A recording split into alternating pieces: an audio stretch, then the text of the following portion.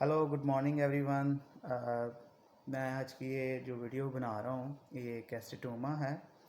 कैस्टेटोमा पे बना रहा हूँ जो कि मुझे हुआ है। इसमें जो प्रोसीजर फॉलो किया जाता है वो है मेस्टोइड एक्सप्लोरेशंस का। ये वीडियो बनाना मैंने क्यों ज़रूरी समझा, इसलिए ज़रूरी समझा क्योंकि मैंने खुद इस पर बड़ी सर्च करना चाहिए, तो मुझे कोई इतनी ऐसी वीडियो नहीं मिली जो कि नॉर्मल हो। तो वो सारा ऐसे ही उसमें प्रोसीजर बताए गए थे जो कि एक मेडिकल फील्ड का बंदा ही या पढ़ा लिखा बंदा ही समझ सकता है। तो मैं इसलिए ऐसा छोटा सा वीडियो बना रहा हूँ जिसके ज़रिए से मैं बता सकूँ कि ये क्या होता है, क्यों ज़रूरी है और इजी इंफॉर्मेशन पहुँच सके आप तक। मेस्टोइड एक्सप्लोर जो होती है इसके 3 रीज़न होते हैं, 3 से 4 होते हैं।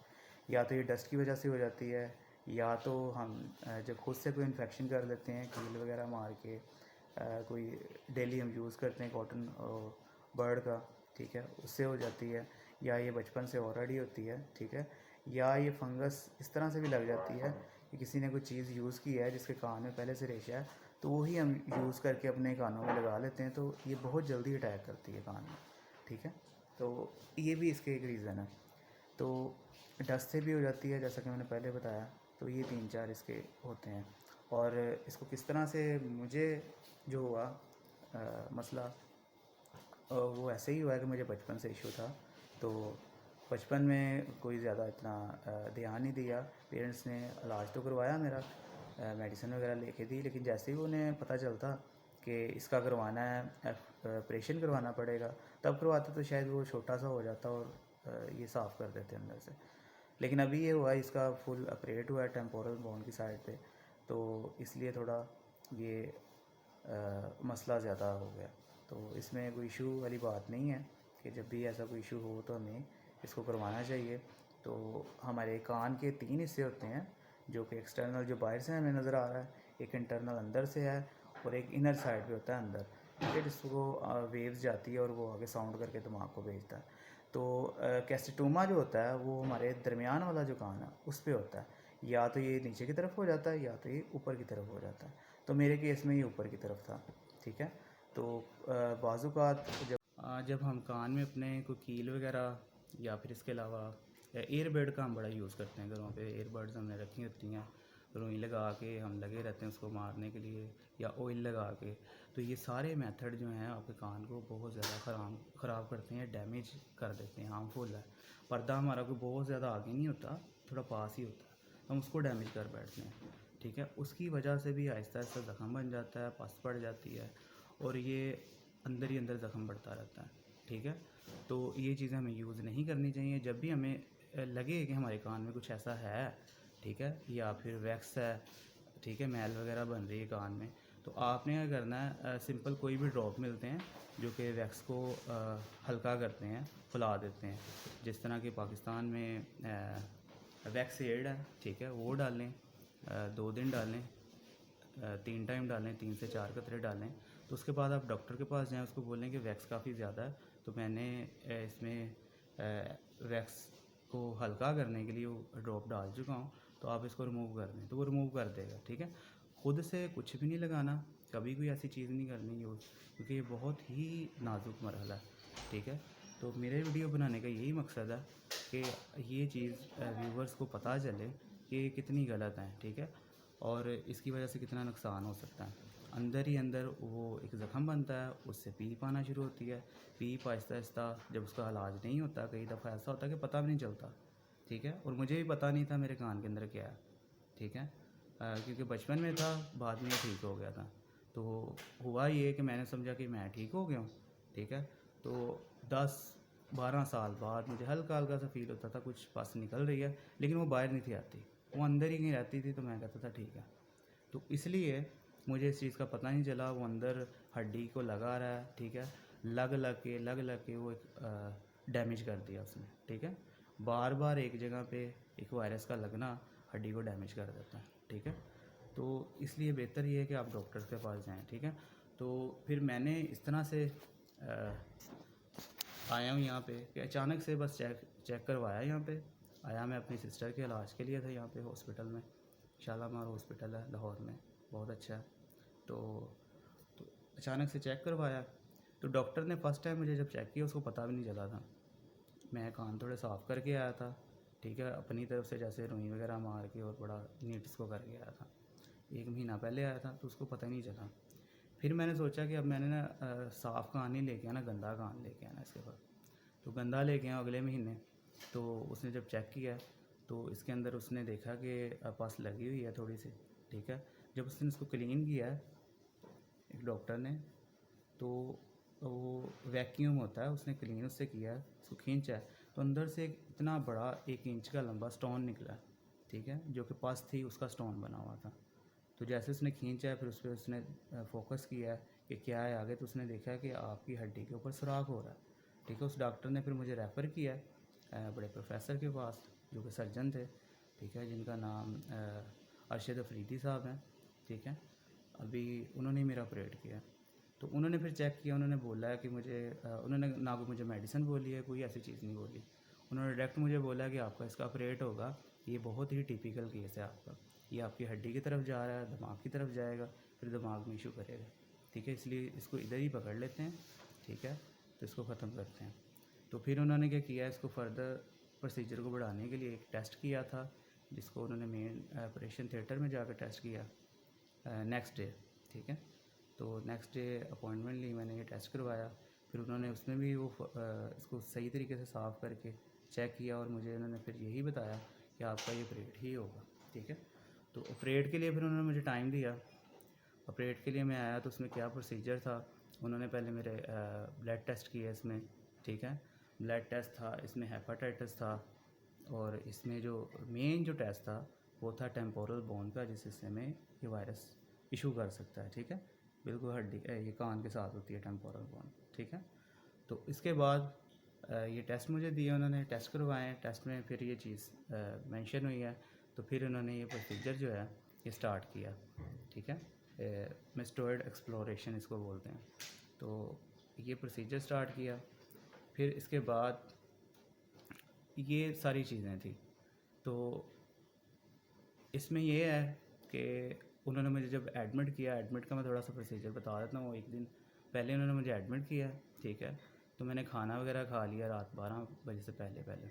उन्होंने मुझे कहा जितना भी आपने खाना खाना है 12 बजे से पहले पहले खाना है, पानी भी पीना है पहले पीना है, ठीक है, उसके बाद आपने कोई पानी भी नहीं पीना, खाना भी नहीं खाना, ठीक है, ऑपरेशन होना है। उसके बाद आपको जब होश आनी है, जब होश आई थी मुझे ऑपरेट के बाद, तो मैंने फिर सिर्फ पानी पिया, गर्म पानी, 2-2 ढक्कन गर्म, थोड़ा सा थोड़ा थोड़ा सिप करके, एकदम से पानी नहीं पिया।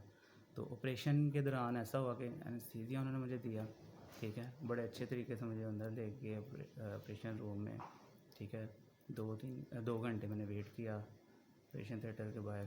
तो कोई ऐसा डर वाली बात नहीं है कि बहुत ही हैवी होगा, मुझे पता भी नहीं चला किस टाइम ऑपरेट हो गया और कैसे हुआ।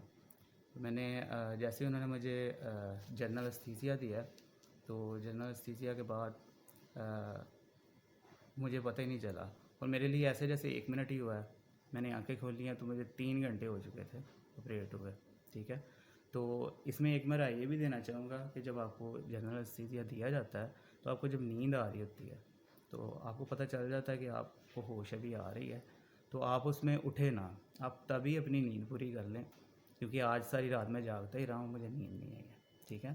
तो लॉजिक वाली बात यही है कि आप ना उठे, आप नींद अपनी पूरी तभी कर लें, ठीक है। तो आगे एक प्रोसीजर है इसमें खाने पीने का। तो आपने खाना पीना इतना ज़्यादा नहीं है ताकि आपको बार बार वॉशरूम ना जाना पड़े, ठीक है, ताकि बोलना भी इसमें ज़्यादा अलाउ नहीं है, लेकिन मैंने ये ज़रूरी समझा है कि मुझे इस तरह की मुश्किलात आई हैं तो किसी और को ऐसा मुश्किल ना आए, ठीक है। इसके बारे में एक सिंपल और एक डिटेल में थोड़ी सी वीडियो, तो इसलिए मैं ये बना रहा हूँ, ठीक है। फिर परेड का फ़ी ये है कि डिफरेंट हॉस्पिटल में इसके डिफरेंट तरीक़ा है, गवर्नमेंट में फ़र्क है, ठीक है, प्राइवेट में फ़र्क है। तो आजकल ये है कि गवर्नमेंट की तरफ से भी इलाज हो जाता है, जिस तरह के हेल्थ कार्ड बने हुए हैं, तो कंपनी की तरफ से भी कार्ड बने होते हैं। तो मेरा कंपनी की तरफ से कार्ड बना हुआ था, तो मैंने उससे इलाज करवाया अपना, तो जिसमें उन्होंने मुझे एक प्राइवेट रूम भी दिया है। तो बड़ा अच्छा सा इन्होंने मुझे गाइड किया है। इनका स्टाफ मेडिकल बहुत अच्छा है, बार बार आते हैं, चेक करते हैं, ठीक है। तो अगर मैं शायद उस पे इलाज कराता गवर्नमेंट कार्ड पे तो इतनी ज़्यादा फैसिलिटी मुझे ना दी जाती। तो इस पे काफ़ी अच्छे इन्होंने मुझे देखा है।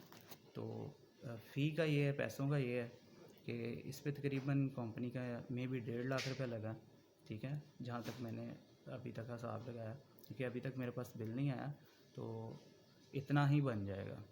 तो अगर ये मैं इलाज हेल्थ कार्ड से करवाता तो ये 70-80 के करीब बना था, ठीक है, और पैसे मेरे फिर भी नहीं थे लगने, वो हेल्थ कार्ड के लगने थे।